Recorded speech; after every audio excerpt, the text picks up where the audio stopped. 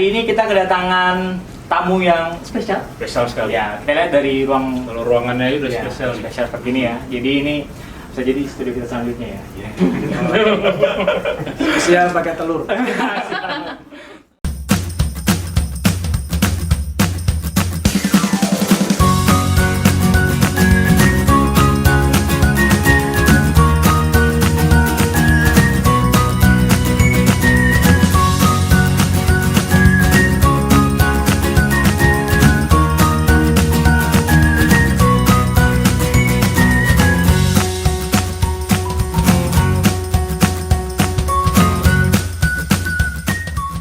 Assalamualaikum warahmatullahi wabarakatuh. Halo, Sobat Cegah. Ketemu lagi dengan kita. Dua halu. Hindari Antisipasi, laporkan penyalahgunaan. Semangat Bang ya. Semangat terus. Semangat luar biasa. Hari ini kita kedatangan tamu yang spesial. Spesial sekali. Ya, kita lihat dari Kalau ruangannya udah ya, spesial. spesial seperti ini ya. Jadi ini bisa jadi studio kita selanjutnya ya. Spesial pakai telur. Baik, pada hari ini sebenarnya kita kedatangan seorang tokoh ya, seorang bapak Sosok yang luar biasa luar sekali. biasa. Jadi kalau kita lihat dari Rekam jejaknya. rekam jejaknya dari seorang tenaga pengajar, akademisi, politisi, legislator, legislator, Ya, legislator. sampai saat ini. menjabat sebagai Wakil Gubernur Kalimantan Timur. Ya, baik. Kita akan bertemu dengan Bapak Hadi Mulyadi. Oke. Tepuk tangan. Baik, selamat datang. Apa kabar, Pak?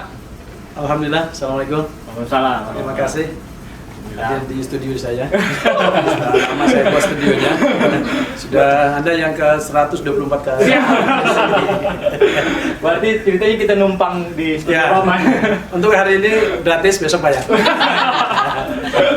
Siap, sehat Pak ya? Alhamdulillah. Iya.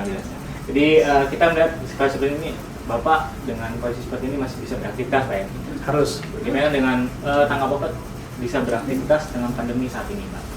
Ya, kita memang di awal-awal bulan Maret, April kita menerapkan PFH ya. Jadi semua surat-surat dari rumah. Tapi dengan pelonggaran bulan ini kita sudah mulai masuk kantor. Walaupun saya dan Pak Gubernur sebagai tanggung jawab kami sebagai kepala daerah, kami hampir setiap hari juga ke kantor. Jadi tapi tamu tidak kita terima kecuali tamu kedinasan. Oh. Jadi yang hanya sangat-sangat penting baru kita terima dengan dibatasi tidak lebih dari 10 orang. Alhamdulillah semua bisa berjalan walaupun memang ini situasi yang sulit karena bukan hanya menghadapi persoalan virus tapi kita juga menghadapi persoalan dampak ekonomi daripada itu. Tapi kita harus optimis, Indonesia harus tetap maju. Amin. Dan anak muda Indonesia harus terus membangun Indonesia dan Kalimantan Timur khususnya. Ya, harus tetap semangat. Seperti sampean berdua ini luar biasa. Terima kasih, Pak. Patut mendapatkan jempol. Seandainya ada yang mau bikin film, saya usulkan jadi pemeran utama. Siap. Ya, kita siap aja menerima peran Iya, itu. Baik, Kita lanjut ke topik kita. Ya, silakan. Mungkin kita ada sedikit pertanyaan Pak. Iya. Mengenai situasi narkoba di Kaltim. Iya. Kalau menurut data kami ini sebenarnya agak lucu ya. betul. Jadi kalau menurut data BNN Pak, sebelum pandemi kita menangkap beberapa kasus. Iya. Tapi semasa pandemi malah Terjadi peningkatan. terjadi peningkatan ya. Oh. Kan itu anomali juga ya. Kami kira kalau ada pandemi agak menurun, ternyata tidak, tetap Oke. penyalahgunaan dan peredaran gelap ini tetap ada gitu. Iya. Kalau menurut tanggapan Bapak seperti apa Pak? Kalau kita kan ada dua ya persoalan narkoba ini, ada persoalan ekonomi, Iya. yang kedua adalah persoalan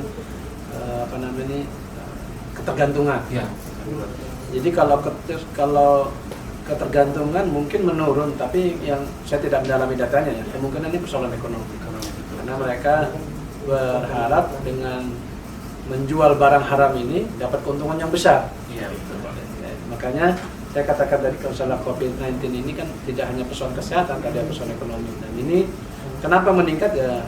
Karena mungkin mereka merasa mumpung orang pada longgar, Iya. ya, pengawasan longgar, Pengawasan. sibuk semua ngurusin COVID, dia bekerja. Kayak ada kesempatan. Namanya pencuri kan gitu, pintar membaca situasi. Kalau ada yang nggak pintar bukan pencuri, tapi kita harus lebih pintar. Nah gitu nih, kita harus lebih pintar. Nah, saya ingin menghimbau kepada masyarakat Kalimantan Timur, pekerjaan seperti ini tidak ada untungnya. Iya.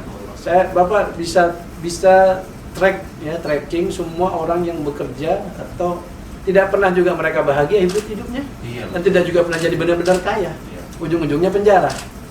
Jadi ini adalah pekerjaan yang menipu, barangnya juga menipu. Makanya saya pernah bertemu dengan beberapa orang yang rumah tangganya rusak, hartanya habis, sampai bercerai suami istri, sampai kemudian ada yang membunuh, ada yang mencuri, merampok dan sebagainya. Jadi ini sebuah aktivitas yang harus kita lawan. Dan ini saya sebagai kepala daerah, kemarin kan sudah saya canangkan untuk memeriksa urin seluruh ASN Kalimantan Timur. Itu dalam rangka jangan sampai pegawai saya ada yang terlibat, walaupun saya tahu ada gitu, tapi setidak-tidaknya sudah ada antisipasi. Iya, betul, Pak. Nah, kita berharap juga ke depan tidak hanya pegawai, tapi juga semua melakukan ini. Dan karena ini sedang COVID-19, kita harus bersabar dulu.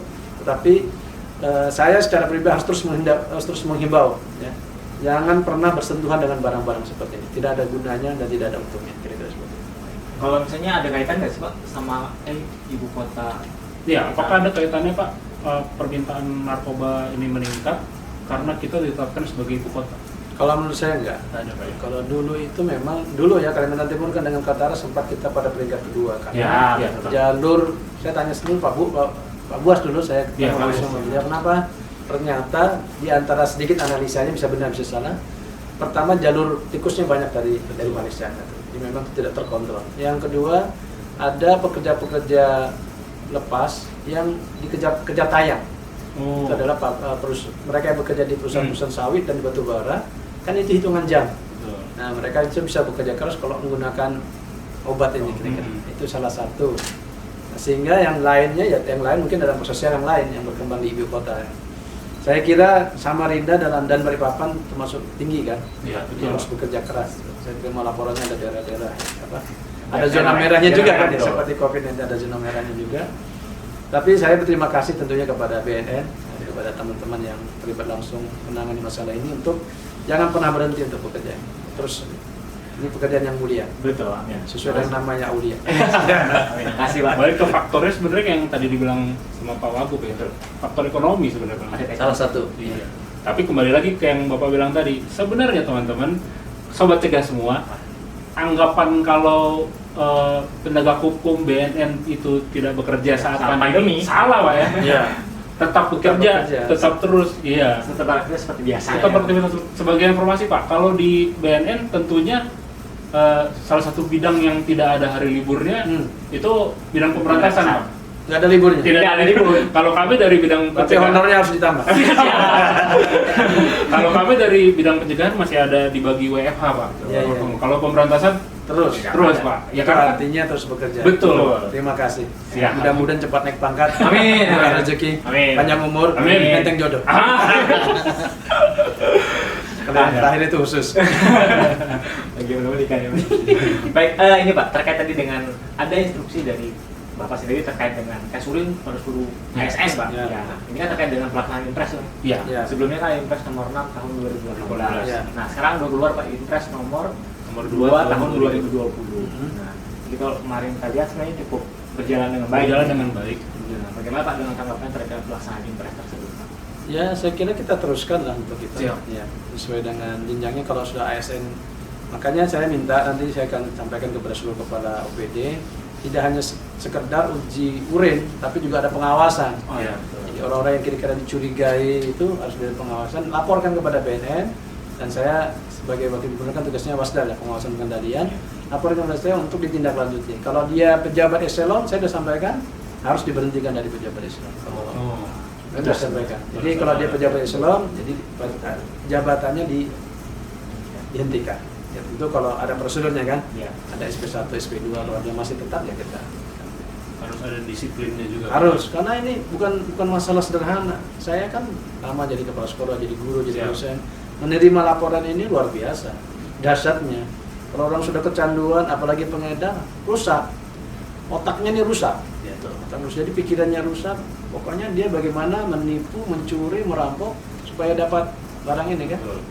Nah, kalau udah begitu rusak negara, ya kan. Jadi Betul. kita harus merantas ini kan, termasuk apa istilahnya tuh, ordinary crime ya, extraordinary crime. Betul. Harus serius. Seperti juga pemberantasan korupsi, pemberantasan teroris ini sejajar dengan itu. Itu cukup luar biasa loh. Iya, Jadi, harus Nah, terus-terusan. makanya saya tambahkan generasi muda yang ingin sukses gak usah kenal ini. Ya, Betul, Pak. kalau kenal ini, kalau salurkan hobinya ke olahraga, Betul. seni, ikuti saya. Ya, betul ya Sobat Cegah. Jadi kata Pak Hadi bahwa untuk sukses lah ya, jauhi narkoba. Ya.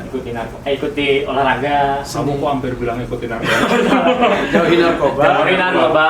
Ikuti kegiatan-kegiatan yang positif, Positif, betul. ya, dan konstruktif. Ya. Oke, luar biasa. Dan itu banyak, dan itu menggembirakan. Ada ikut klub gowes Oh misalnya. iya, betul, Pak. Kalau saya kan main pingpong, main basket, biliar, saya Banyak sekali. oh kalau boleh lah tanding kalau bela diri dulu saya pernah ikut gulat, saya pernah Oh iya, ikut, Pak. karate, Kyokushinkai, Iya. Shinkai, saya pernah ikut Wing Chun, Hmm. pernah ikut Tifan Sufuk. Satu ilmu sama Ip Man gitu. Ip Ya, Man, Wing Chun Wing itu, Chun. tapi saya hanya 1 kali latihan terus berhenti. Itu masalahnya. Saya ikut nembak juga, menyumpit. Oh. Jadi kita tuh Mencari kegiatan yang ya, positif. mencari kegiatan positif sehingga hidup itu bergairah. Dalam keadaan WFH juga saya tetap main memanah. Di rumah saya ada alat panah, ada alat pingpong. Dan juga main drum, bikin puisi, nyanyi. Aktivitasnya banyak sekali ya. Iya, Selain dari sekali. aktivitas sebagai Dan wakil gubernur, masih Kita manusia itu kan diciptakan ada otak kiri, otak kanan. Iya. Dua-duanya harus diaktifkan. Betul, Pak. Saya kan dulu ngajar kalkulus, matematika, aljabar linear, analisis numerik, model matematika ekonomi, matematika teknik. Iya. Otak kiri. Otak kanannya saya puisi, nyanyi, drum. Iya, seimbang, Pak, jadi. Ya, seimbang. itu salah satu masukan. Dan kalau sudah kena narkoba ini tidak bisa diaktifkan Oke. persoalannya. Pikirannya itu ya tadi. Bagaimana Narkoba, dengan narkoba. narkoba? Karena sudah Sudah canduan. Parah ini, parah. Nah, mungkin ini sedikit keluar dari topik narkoba juga, tapi masih agak bersinggungan, Pak. Iya. Nah, tadi kan Bapak sudah sempat singgung juga, sebelumnya Bapak tenaga pendidik dan akademisi. Iya. Kalau kami melihat juga nih Pak, kebetulan bulan ini kan bertepatan sama bulannya Hari Anti Narkotika Internasional. Oke. Ya, nanti tanggal 26 Juni. Oh, iya. Nah, beberapa tahun kebelakangan ini, peringatan HANI itu selalu kita temanya listen first, Pak. Jadi kita mendengarkan apa keluhan anak-anak kita, itulah cara untuk menanggulangi narkoba. Nah, menurut Bapak sebagai tenaga pendidik, perlunya melakukan pendidikan narkoba kepada anak-anak, kepada remaja itu seperti apa, Pak? Penting sekali. Iya. Cuman sekedar menyampaikan kepada. Jadi gini, pendidikan itu hanya efektif kalau hubungan antara yang dididik dan mendidik itu bagus. Iya. Jadi kalau orang tua dengan anak itu punya hubungan yang harmonis, hubungan yang baik, itu tidak diberitahu pun mereka mudah. Iya. Jadi pendidikan narkoba itu hanya tinggal melengkapi knowledge-nya saja. Tapi kalau hubungan itu tidak baik, mau ngomong apa saja nggak didengar. Iya, betul. Makanya dasar daripada pendidikan narkoba yang pendidikan apa saja, dasarnya itu adalah hubungan baik antara yang mendidik dengan yang dididik. Nah ini harus dibangun. Jadi saya misalkan dengan anak saya punya 4 orang anak. Dulu saya terpisah sama anak saya di Jakarta, 1 di Kuningan, 1 di Samarinda, 2 Samarinda, 1 di Abu Dhabi. Iya. Kami terpisah di 4 kota. Apa yang saya bangun adalah hubungan yang baik. Kalau hubungan yang baik kan kita gampang. Kamu udah sholat belum? Sudah belajar belum? Sudah itu tinggal telepon aja. Nah kalau hubungan tidak baik, kemudian terlibat, apalagi kalau orang tuanya juga terlibat narkoba, itu jadi Susah masalah. gitu ya. Nah, jadi sebelum kita melakukan proses pendidikan itu, bangunlah hubungan yang baik antara orang tua dan anak, antara guru dan murid. Kalau guru itu hubungannya baik, dia mudah anak. Jadi itu dasar daripada nanti urusan ini akan menjadi ringan. Ya, kira-kira ini masukan dari saya sebagai guru matematika tapi merangkap guru agama. Banyak sekali. Jadi saya ingat berapa kali Pak menyampaikan materi yang materi pembelajaran yang disampaikan beliau cukup banyak banget. Saya sendiri bisa lupa gitu Ada 8 mata pelajaran yang saya ajar dari kalkulus, matematika, aljabar linear, analisis numerik, model matematik, statistik, matematika ekonomi, matematika teknik, dan di ilmu saya ngajar mata kuliah teknik pidato. Nggak ada hubungannya dengan S1 dan S2 saya. Jadi kalau Pak Wagub ini selain banyak yang diajarkan, tapi disisipin juga dengan pantun-pantun, Pak. Saya ngajar. Jadi yang Bapak bilang membangun chemistry itu. Jadi kalau aduh, ngajar luar itu biasa. mesti ada cerita, Ya. ada lelucon, ada pantun. Kadang saya baca puisi, kadang Ya. saya nyanyi. Kadang saya ngajar matematik. nanti ada nasihat. Supaya intinya apa? Supaya hubungan itu dekat. Betul. Jadi kita kan mudah memberi nasihat, mudah menyampaikan. Termasuk masalah narkoba juga saya ingatkan. Jadi banyak cara sebenarnya dilakukan. Ya, jadi penting tadi komunikasi yang baik antara guru dan murid, orang tua dan anak. Dekati dulu heart to Ya. heart, baru kita kasih Ya. pengetahuan. Gitu. Siap. Kalau dikasih pengetahuan hatinya tidak nyambung, Nah, ya kiri keluar telinga kanan. Iya. betul. Untung tidak lihat hidung. Si corona nanti. Baik. Itu Bang itu luar biasa penjelasan. Sebenarnya kita mau bahas lebih banyak lagi. Cuman mungkin ini untuk sesi selanjutnya lah. Kita mau bikin part 2, Iya. part 3. Kalau atas izin Kalau part 1 gratis, part 2 sudah ada anunya.